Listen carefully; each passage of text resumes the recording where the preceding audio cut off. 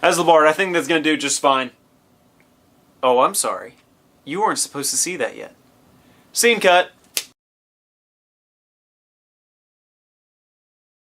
Hello, ladies and gentlemen. My name is Aaron Van Nuss. Heslebard is over there eating waffles, apparently. You better save some for me, punk.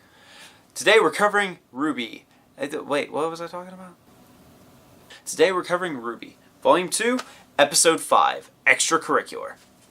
I actually really like the way Episode 5 started out because it's this nice pan-in zoom shot of the locker room and Pierre's getting ready. She's armoring up, she's putting on her awesome little tiara, she's getting her weapons ready, and she's like the Terminator, only she's not. Well, she kind of is like the Terminator. She's Pierre. She beats everything in her path except during the food fight, but that doesn't matter. She fought 5 people in this episode. Pierre's a cool character in case you didn't notice. I like the way that as she's getting ready and she's walking out into the arena, there's the flashes of her fighting whatever the bully's team was. I don't remember. He's kind of a side character. He is a character. He had a tiny story arc in Volume 1, but it doesn't matter. Anyway, Pierre's fighting! Are you guys ready for me to make a statement? Because I am. This is the best fight scene yet. Let that one sink in. We had a huge food fight. We had a giant mech paladin thingamajig fight and just...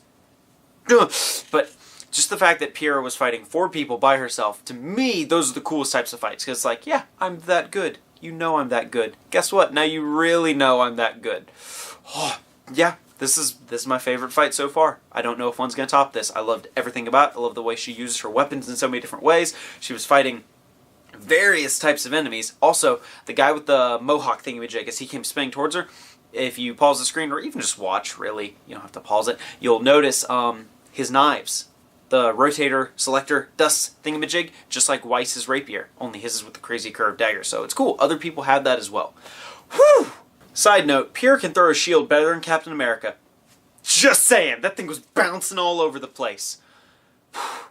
Where's the Pierre poster? I need to get a Pierre poster. Just hang that sucker right there. She's gonna be all like, okay, in a more calm tone this time. The reason I love the fight so much is just because Pierre was so dynamic in the way she fights. She knows when to use the rifle. She knows when to use the spear, when to use the sword, when to just simply kick them in the face, doing that whole like, boom, one here, whoosh, and they both fly into the air, and then she bounces the shield off of them. And she did like a flying Superman suplex at the end with whatever the guy's name was. It was all just... So, as amazing as that fight was, it got even better because guess who it showed? Glinda Goodwitch! Is Glinda Goodwitch my favorite character? No. Is she the most interesting character? No. I'm not saying she isn't an interesting character, but I love the fact that her name is Glinda Goodwitch! Mostly because I really just like saying her name that way. But don't get me wrong, she can use dust like no one else. Well, I guess Cinder can kind of use dust in the same way, but still, it's all just like...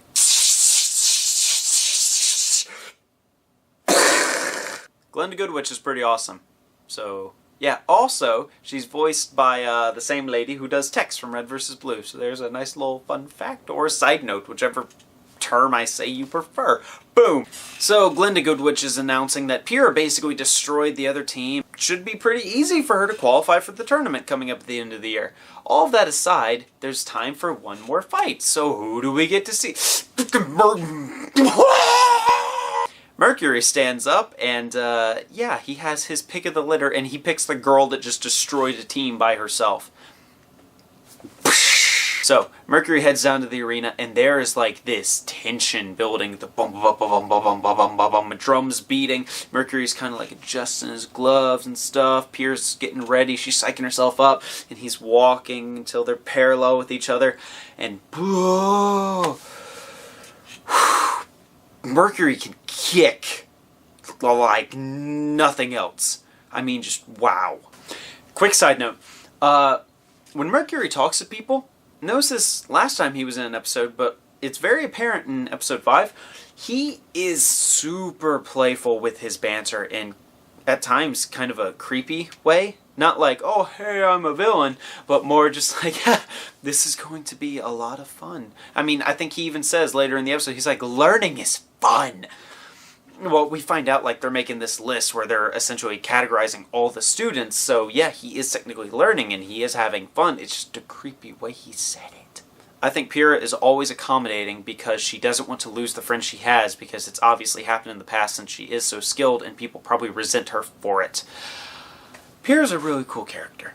When Ruby says to Emerald, "Your friend is doing really good," you can tell Emerald's just thinking, "You have no idea."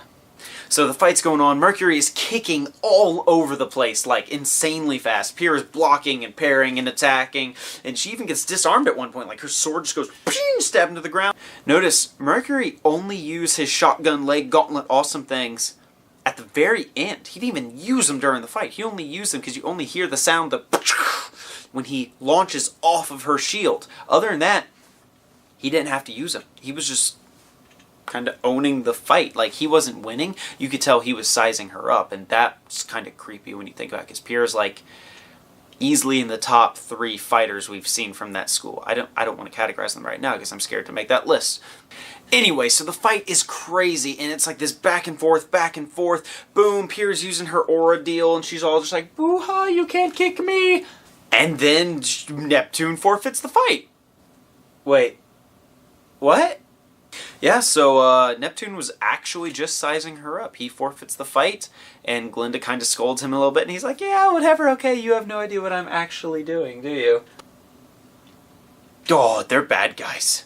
They're bad guys. Also, I think Pyrrha was just as surprised, if not more upset, as I was that Neptune forfeit the fight. Her expression goes from to yeah. So either she's curious like we are, or she's really upset because she wanted to keep fighting. Yeah, so long story short, the fight scene was awesome. There's a dance this weekend. Their first mission is on Monday. There's a dance this weekend.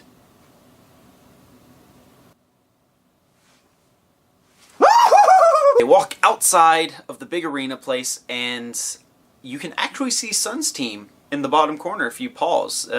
It's Sun, Neptune, this big black guy with like this trench coat, and some girl. I don't know, I didn't get a good look. But anyway, you can technically see them. I got nothing else for you. It's just, they're there. So as Team RWBY is walking away, you see Sun start to chase after him, and I'm like, there's a dance. It's obvious that Sun is about to ask Blake to the dance, but as you can tell by the giant bags under her eyes, probably ain't gonna go well, bud. I'm rooting for you, but this probably ain't gonna go well. Heslabard can't talk about it.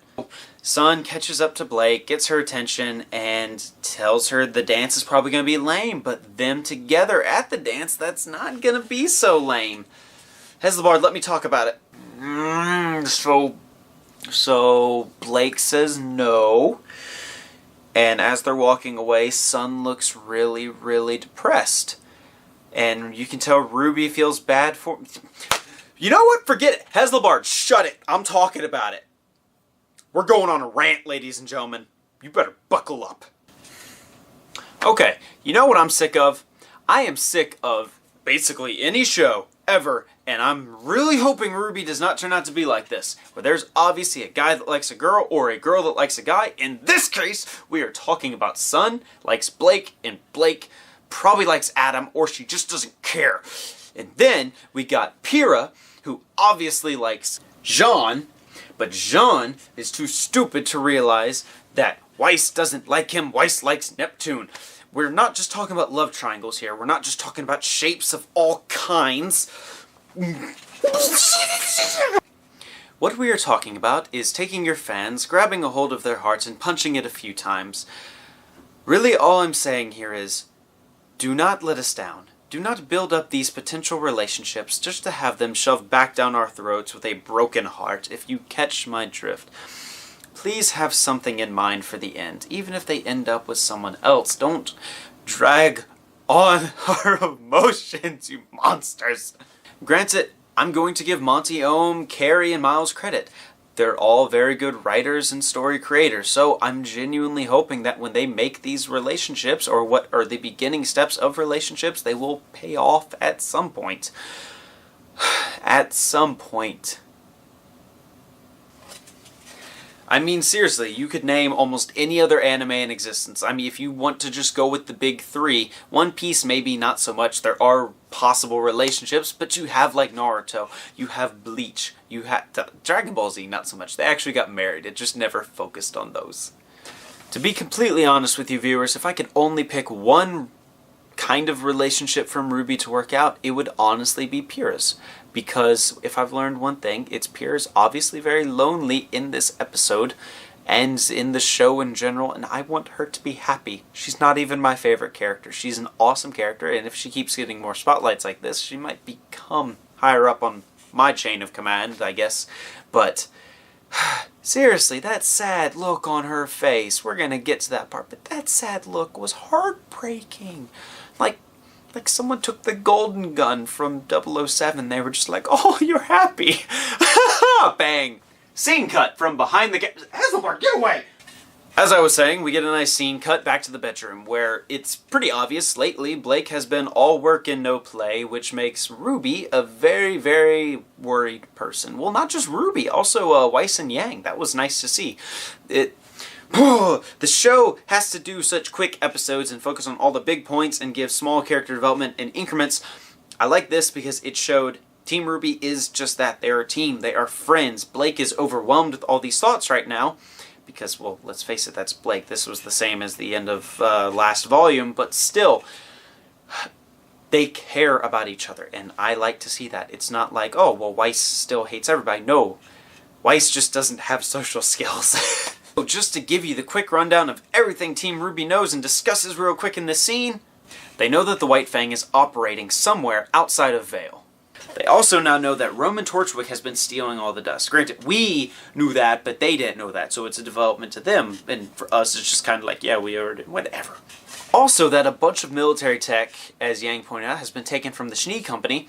Now, my theory is still that Iron Face is giving it to them, but, no, I'm probably wrong. Or am I? You don't know. Granted, I don't know, but still, maybe it's right. So, as they're discussing all this, the point they're trying to get across to Blake is that she's not eating, she's not sleeping, her grades have been slipping, and they're worried about her, and they want to just help. So, also, apparently, Weiss and Yang are planning the dance, that's nice to know, and they want Blake to go. They want Blake to have a good time, which makes me happy, because that means she might go with Sun, and that should hopefully make you happy, unless you're just evil. Oh, and by the way, Yang and Weiss are planning the dance because Team Coffee is on an away mission for longer than I thought they'd be. In other news, there's a Team Coffee. Okay. So Blake gets upset and storms out of the room. They talk for a little bit more, and then there's a knock on the door, and I'm not going to lie, my heart jumped for joy, and my immediate thought was, Sun came to get his girl. Nope. It was not Sun at the door, but it was Jean playing the guitar, asking Weiss to the dance. I'm going to go ahead and point out, this does not bug me. Did I want it to be Sun? Yes, but this is the perfect example of why we love Jean's character. Example needed? The fact that the young man was playing his guitar? Nay. Playing his heart out for this young Snow Pea, which is actually the code name for her outfit we got to see last episode. Anyway, that doesn't matter. Jean is funny because Jean fails at life, and when Jean fails at life, we all reap the benefits, and I think you know what I mean, because the dude didn't remember the dances on Sunday, and he was asking her to the dance.